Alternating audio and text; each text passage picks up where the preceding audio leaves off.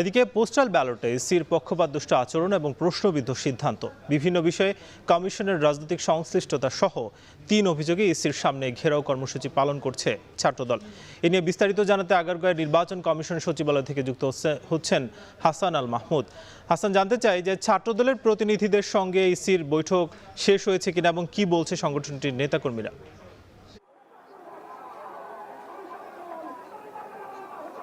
সাকিব, আমরা সকাল থেকে দেখছি যে ছাত্রদলের নেতাকর্মীরা এখানে অবস্থান করছেন এবং ৫টার ঠিক কিছুক্ষণ আগে ছাত্রদলের কেন্দ্রীয় সভাপতি সাকিব সহ ৫ সদস্যের একটি প্রতিনিধি দল তারা কিন্তু নির্বাচন কমিশন ভবনে যায় এবং তার আগে আমরা দেখেছি যে নির্বাচন কমিশনের কয়েকজন কর্মকর্তা আসলে ভিতর থেকে যখন বের হতে যায় তখনই কিন্তু ছাত্রদলের নেতাকর্মীদের সাথে কিছুটা উত্তেজনাকর পরিস্থিতি তৈরি হয়। সেই পরিস্থিতির প্রেক্ষাপটে আমরা দেখেছি যে নির্বাচন কমিশনের সামনে কয়েক দফা নিরাপত্তা ব্যবস্থা জোরদার করা হয়েছে এবং সেখানে আইনশৃঙ্খলা রক্ষাকারী বাহিনীর সদস্যদেরকে, র্যাব পুলিশের পাশাপাশি সেনাবাহিনী এবং বিজিবি সদস্যদেরকে এখানে মোতায়েন করা হয়েছে, আমরা এমনটা দেখতে পেয়েছি। একই সাথে নির্বাচন কমিশনে কিছুক্ষণ আগে ঠিক গিয়েছে, অর্থাৎ ৫টার কিছুক্ষণ আগে গিয়েছে নির্বাচন কমিশনে, তবে এখন পর্যন্ত তারা কিন্তু ভিতর থেকে বের হননি। তবে আমরা যেটি জানি যে বিএনপির মহাসচিব মির্জা ফখরুল ইসলাম আলমগীর তিনিও কিন্তু নির্বাচন কমিশনে আজকে বৈঠক করেছেন সিইসির সঙ্গে। ফলে নির্বাচন কমিশন সচিবের সঙ্গে ছাত্রদলের যে বৈঠকটি সেটি হয়তো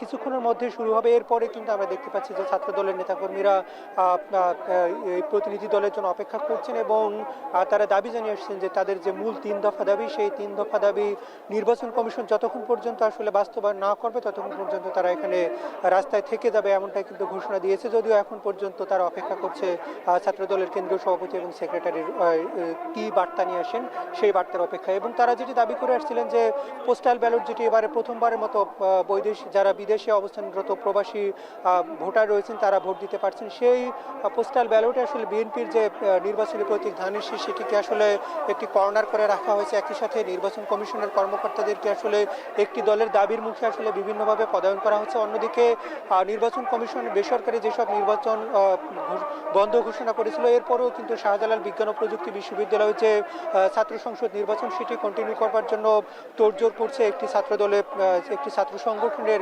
দাবির প্রেক্ষিতে। সেই প্রেক্ষাপটে কিন্তু নির্বাচন কমিশনে আজকের এই ঘেরাও কর্মসূচি ছাত্রদলের নেতাকর্মীদের। তো এই ছিল আমার কাছে এখান থেকে সবশেষ পরিস্থিতি। সাকিব।